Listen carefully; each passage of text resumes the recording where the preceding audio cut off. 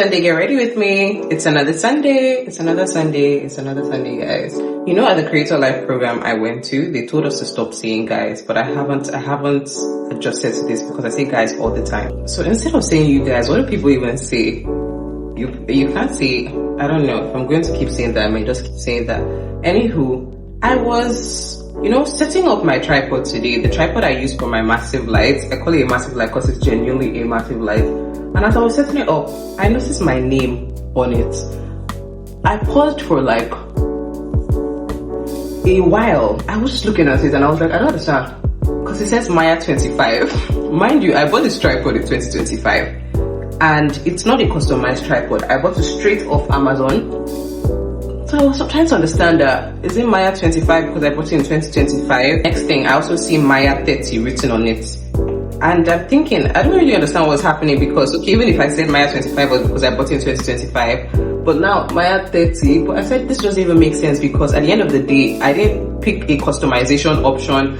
I ordered it straight off Amazon. I put this in here and I'm like, why does my tripod have my name in it and have numbers beside it?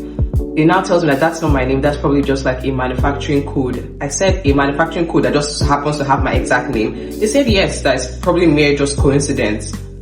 And I'm just thinking to myself, do you guys think that's true? I just can't tell. I really don't know what this is. The brand for my tripod is Pixar Pro. I promise guys, like I'm someone that I'm very inquisitive. I'm genuinely going to mail them and ask them what this means. What does this mean on my tripod?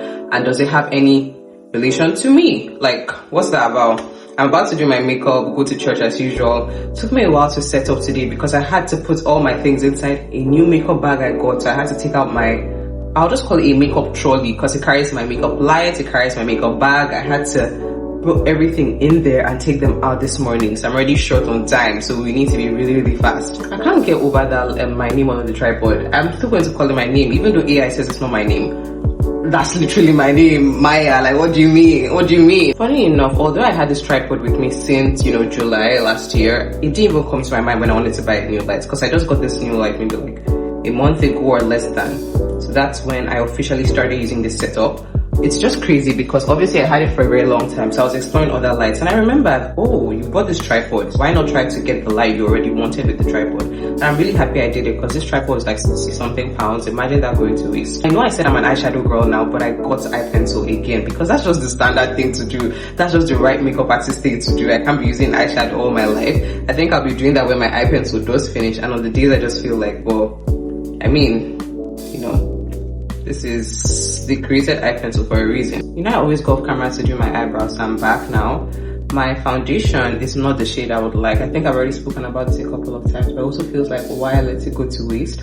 I'm thinking of either getting a new foundation or getting a neutralizer or whatever that makes your foundation slightly less red. But whatever. Guys, I've not been to church in a long time. To my church, I've been to another church entirely.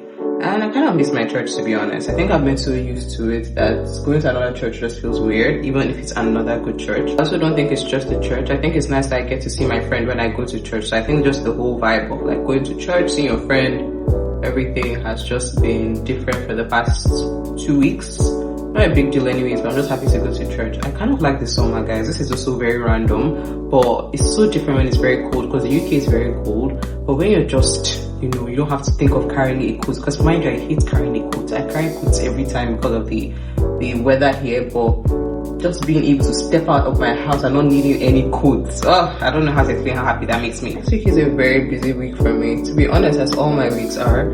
I'm trying my best to, I don't normally batch create, at least for the last few weeks I haven't.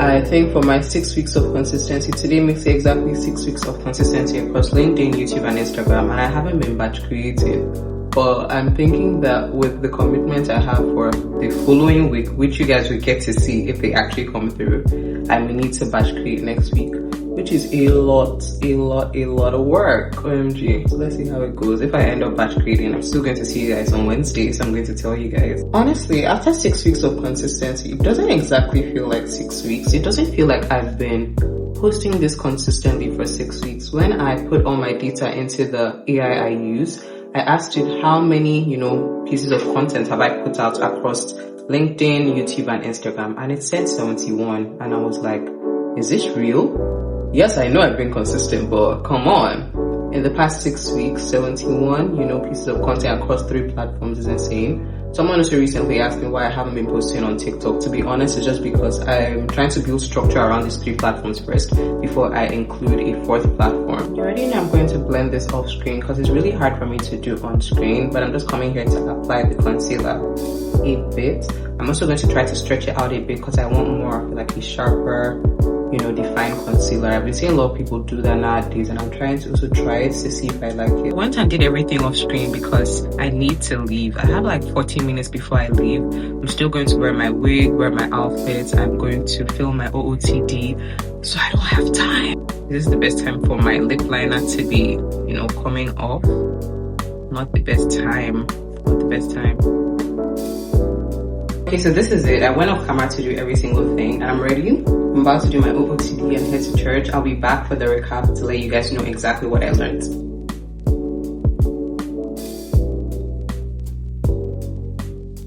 Hello everyone, time back, and I think my makeup actually held up well for something that's been on for like 9 hours.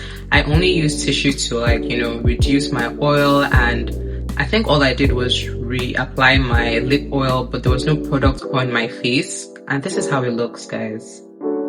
Before I get into the sermon, I'm really happy with how my makeup held up today. I'm going to reiterate it again.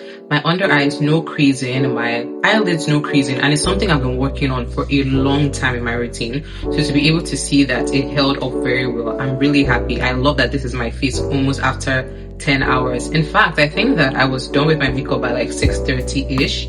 I can't remember the exact time I finished, and I know now it's kind of like 4:30 p.m.-ish, so that's basically 10 hours or approximately 10 hours, and this is my face, guys.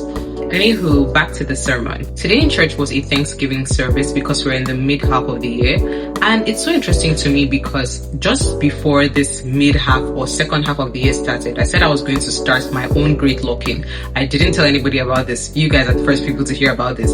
I didn't even attach it to the second half of the year. It just came as a thought that I know people do all these like lock-in, 90-day lock-in, 60 days lock-in. I want to start mine now. To be very honest, I've been very locked in, mind you, but I just wanted to have an intentional lock-in. And when I thought about this, I started seeing all the girlies up and down like posting videos about locking in. It's the second half of the year, and I was like, wow, this is really cool that this is just happening in such a timely manner that the time I'm locking in is when a lot of the girlies are deciding to lock in, right? You guys, I'm going to get to the church recap, don't mind me. I'm saying all this to say that I'm really thankful for everything I've been able to achieve in the first half of the year, and I know that the second half of the year will be better.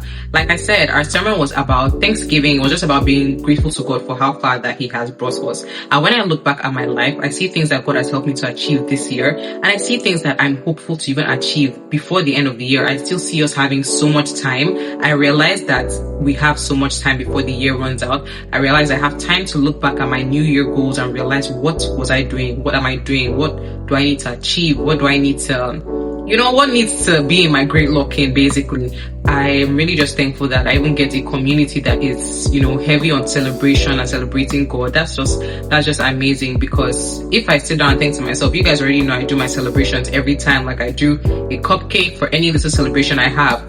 But I think to myself, I have a church that can actually glorify God because God has brought us so far. I love that. I love the fact that my church did this mid-year Thanksgiving. I really don't know if other churches do this and like did this as well, like just commemorating how far we've come because we're halfway through the year. But I'm just very thankful. There really wasn't any like big takeaway for me from the service other than continuously giving thanks to God. But there was something that also stood out to me in service, which was gratitude journaling. I used to do this every single day. In the morning, I would write down 10 things I remembered from my previous day that I wanted to thank God for. Not just generally, but I'll try my best to look for things in my previous day to thank God for in that day.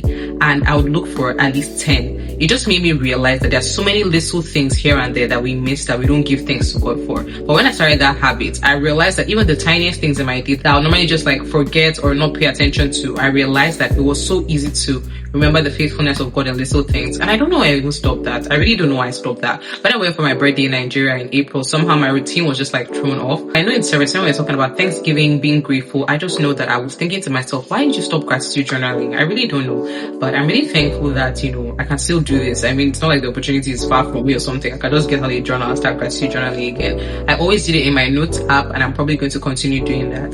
Generally, I'll say I'm just thankful. I'm thankful. You guys already know I celebrate everything and every little win. So celebrating, coming halfway through the year is just amazing. Although I may not have achieved every single thing I set out at myself at the beginning of the year, because it's not the end of the year, but the things I have set in motion to be doing, I realize I've been following through with a lot of them. So I'm very, very, very thankful for that. My great lock-in, I think I'm even going to talk about that a bit more, what I have set for myself. I think I'm going to share a bit of that with you guys. But for now, that was basically what church was about. It was just about giving thanks to God, being grateful, praising Him genuinely, wholeheartedly. I love that. I loved everything about the sermon. I loved everything about Sunday. I don't remember the last time I danced in the house of God like this. Like I was jumping. I was literally almost dizzy after the whole dancing and shouting and praising was over. That's how good of a time it was for me. I loved it. I hope you guys had an amazing time in your churches. I hope that, it was just amazing as usual. You guys will see me as usual on Wednesday. But for now, bye guys. Happy Sunday and Monday.